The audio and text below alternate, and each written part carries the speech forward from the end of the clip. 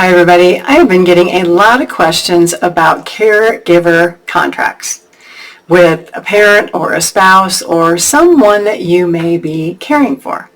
So this video is going to talk about how to create a value-based caregiver contract.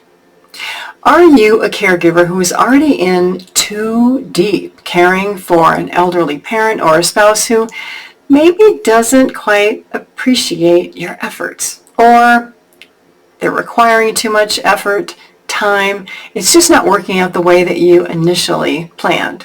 And many times that is exactly what happens in care situations. If so, is it time to take a step back and rethink the care relationship? For example, if the person that you care for complains all the time, doesn't appreciate your efforts, criticizes everything you do, and is divisive, meaning they talk bad about you to other people and vice versa, maybe it's time to say, you know what? We need a value-based caregiver contract to see if this is even a situation that should go on. Because when you think about caregiving, it is a job. It doesn't matter if it's your family member. So many times caregiving is an unpaid job unless there is a verbal agreement, and then preferably a written agreement with care needs, sometimes even described by a doctor, and it's put into an agreement and it's signed by both parties and it's notarized. So if you think of caregiving as a job, like a job, would you go to work every day and do everything that you do and not expect to receive a paycheck? Well, probably not. And the issue is that elderly parents or family members, they can have a lot of expectations due to cultural issues or responsibilities that just keep getting passed down from generation to generation that no longer fit the current generation's idea of what is acceptable. Some parents or spouses, they're amazingly, wonderfully loving and appreciative. Others, not so much. So, stay with me while I share tips for creating a value-based caregiving contract or agreement with a loved one who needs care so that you as a caregiver feel valued for your contributions, even if you're not looking to be paid, even if you only want to help.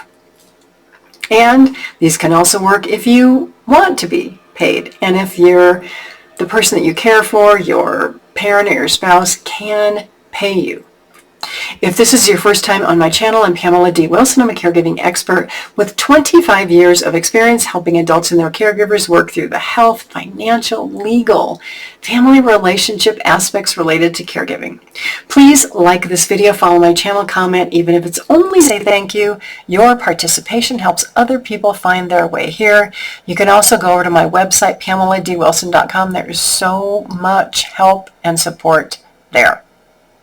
So, what is a value-based caregiver contract?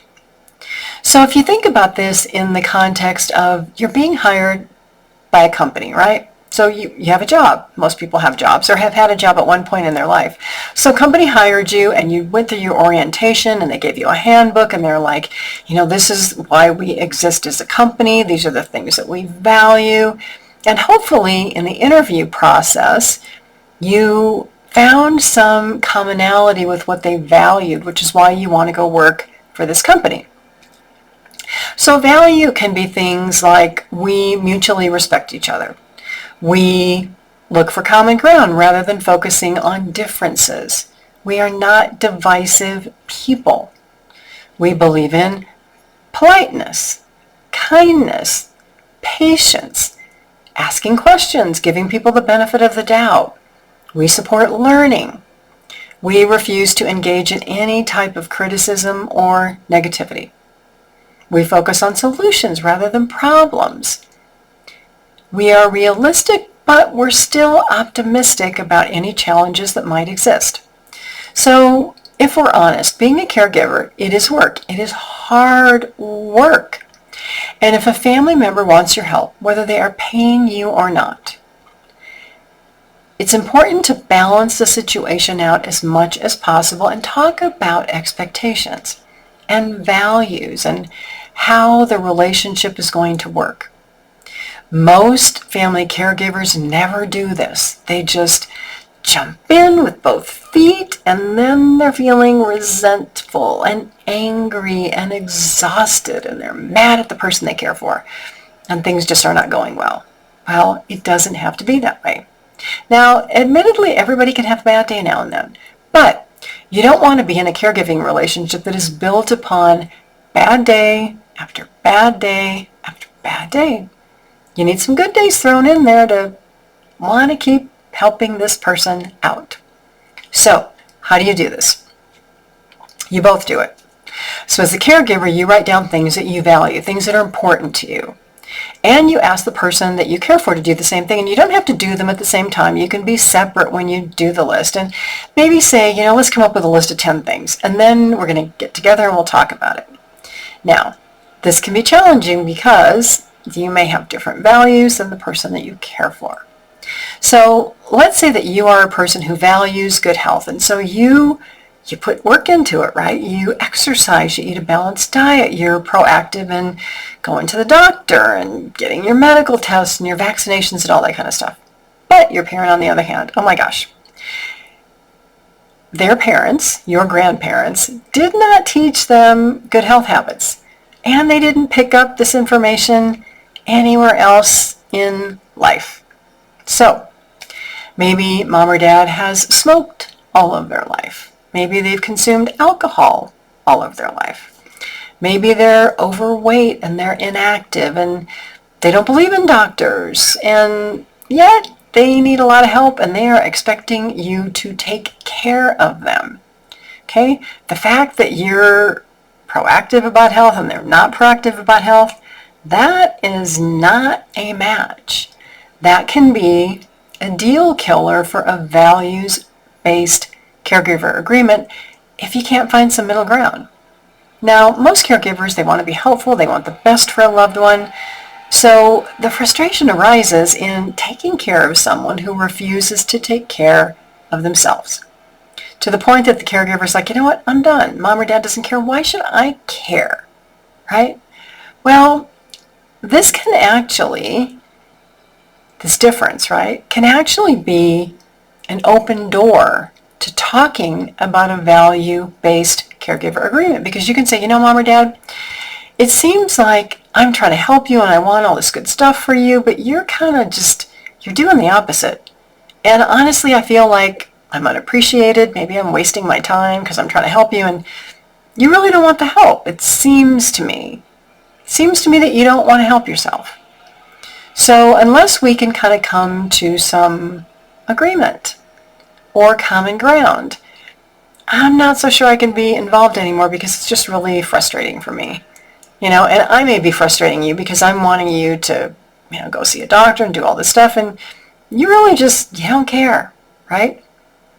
So the question here is, where's the middle ground? Will mom or dad agree to go see a doctor every 3 months or see a specialist, or even consider doing what that doctor or specialist recommends? Now, while everybody has the right to live their lives and do what they want and refuse care, right? You as a frustrated caregiver also have a right to say, I can't do this anymore. Or, I'm willing to do this, but only under these circumstances.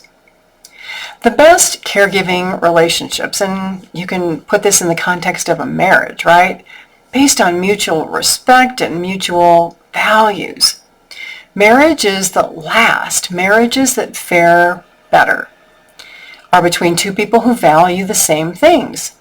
Honesty, hard work, a love of God, church, family, love of the outdoors, being healthy, helping other people, value education, value a career, value having children. There's so many values that we can have in life, and they're really things that are important to us.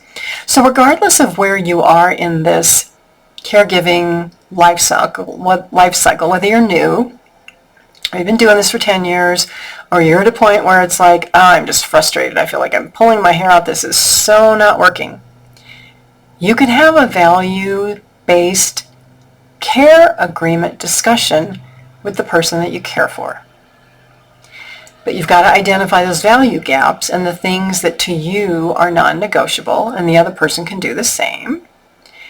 And then if you can come to some kind of an agreement, you can write up an agreement and say, okay, we both value this, or I value this, you value this, we're going to agree to come together in the middle. So one example, right? I value my family time on Sundays. And so mom or dad or sister or brother, this means that I am not available to you on Sundays at all, but I can help you on Saturday morning. So if you need help on a Sunday, you have to ask a friend, you may have to hire a caregiver, you may have to find somebody else, because that is my time with my family. And so those are simple things that you put into an agreement. You also put into agreement things like tasks that you will do. I will grocery shop. I will take you to the doctor every 3 months. I will do your laundry. I will clean your house to a certain degree. I'll do these things, but I won't do these things. And then if there are health care issues, it's always best to talk to a doctor so that you understand what those are. So mom or dad may have a diagnosis of this and they may need medications for that. And there's all these complications, right? And so because of these health problems, they really can't stay at home without help, okay? And so you have the doctor write up a letter saying, you know, Mrs. Smith, your mother, your father, needs help to be able to stay at home, and they need help with activities of daily living. And if they can get this from a family member, then, you know, it's probably okay that they stay at home, they're safe. But, you know, if they can't get this, then, you know, the family may want to consider assisted living or a nursing home.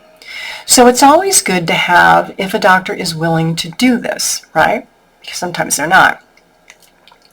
Have somebody else give you an opinion, a professional, medical professional preferably, on what type of help your parents need. Or you go to that person and say, oh my gosh, my mom and dad are so struggling with all of this. They can't walk up and down steps. They can't get dressed themselves. They're not eating. They're not taking their medications. They're not doing this. I am just like, oh my God. I am just like, I can't deal with this anymore. We need help. So doctor, can you tell us what type of help you think my mom and dad need? And that can kind of help frame this agreement. And so you put all this in writing and you sign it and they sign it and you have it notarized. Now, if there is going to be a payment though, money exchanged, property exchanged, something exchanged, right? It's better to have a separate agreement about the money. So you can have a caregiving agreement here saying, I'm going to do all these things. And, you know, either I agree to do this, you know, free of charge, I'm just going to do it, or I'm going to do it and there's going to be a payment involved. And that payment is going to be described in a separate agreement. Because you may want to have an attorney look at that separate agreement. And it's good to be transparent if you have siblings and you're going to get paid, or, you know, something is going to be given to you. How will you be compensated? How much time are you going to spend? Again, why does your parent need the medical care or the help that you're going to give them? What was that doctor's recommendation? And if you didn't do it, what would happen? So would your parent have to go to assisted living or go to a nursing home? And then you share this information in the family and just see, like, if anybody says, hey, I object to that. Why should you get paid for taking care of mom and dad when I'm willing to do it? Or, you know what, I'm fine with it. I agree, you should be paid. You're going to give up your job to go care for mom and dad. So in a perfect world, while everybody doesn't have to agree, it's helpful to talk about these things in a family to avoid legal issues, especially if there is money or something else exchanged. And again, have an attorney write that one up. It's written, it's formal, it's notarized, it's signed, and in a perfect world, there will be no questions later. It's just a way to make sure that caregiving is a little more formalized in a family, right? That there have been discussions about it, that there's agreement about what the caregiver is going to do, and that there's even like an out for the caregiver, like, Mom or Dad, if this happens, I don't think I can be the caregiver anymore, right? I don't think, if you need 20 hours a week, I can do that, but, 30 or 40, I don't think I can do that. So in that case, we need a different plan. We maybe need to move you out of the house or hire caregivers or something else. So in any of these agreements, you want to have like, I can do this under these circumstances. If something changes, we need to reevaluate, and then this agreement may change, or maybe it's just totally canceled. So if you're curious about how to create these value-based caregiver agreements with an elderly parent or the person that you're caring for, even your spouse, right? You can schedule a one-on-one consultation with me. You can go to my website, PamelaDWilson.com, click on the Services tab, and then Elder Care Consultation. Please do like this video, follow my channel, share these videos with other people that you know. I'm Pamela D. Wilson. I'm a caregiving expert, advocate, and speaker. There's a lot more help on my website, PamelaDWilson.com. I thank you all so much for being here.